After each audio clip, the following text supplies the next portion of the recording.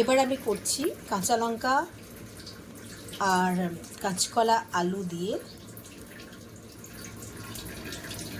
বাটা মাছের ঝোল।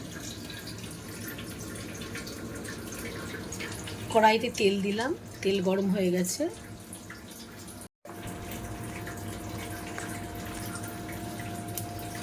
আমি কালো জিরে দিলাম।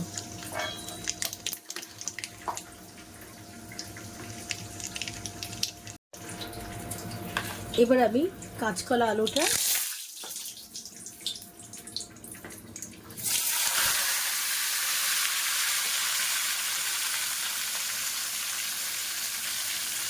জল ছিল এর মধ্যে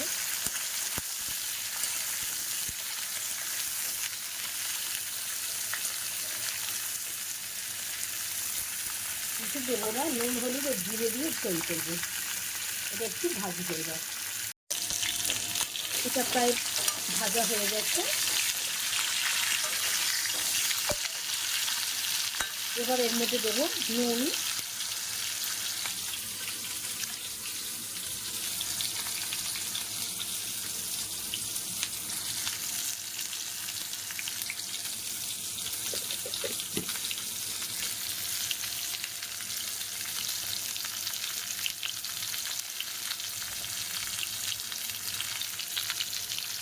হলুদ গুঁড়ো,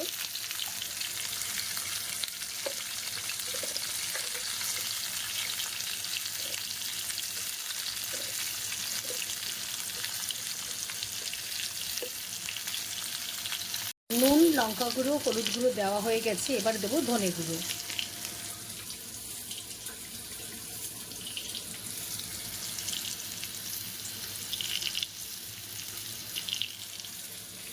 বেশি দিলাম না, এটা পাতলা ঝোল দেওয়া হয়।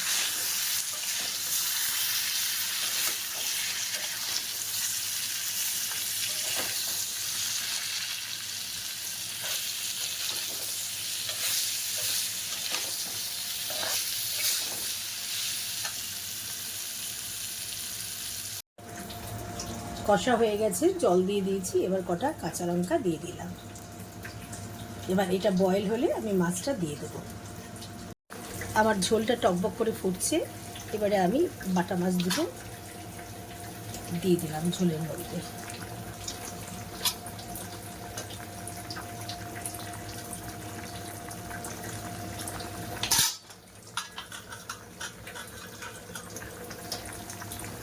একটু ঢেকে দেব।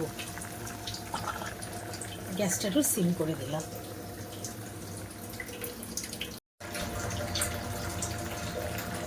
সেদ্ধ হয়ে গেছে। বাড়ির তৈরি ভাজা মশলা মানে ভাজা জিরে দিয়ে দেব। বাটা মাছের ঝোল হয়ে গেছে। একটু ভাজা জিরে গুঁড়ো আমি দিয়ে দিচ্ছি।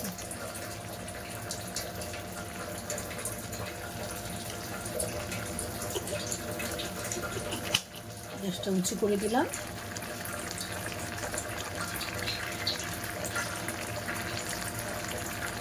বাটা মাছের ঝোল কমপ্লিট।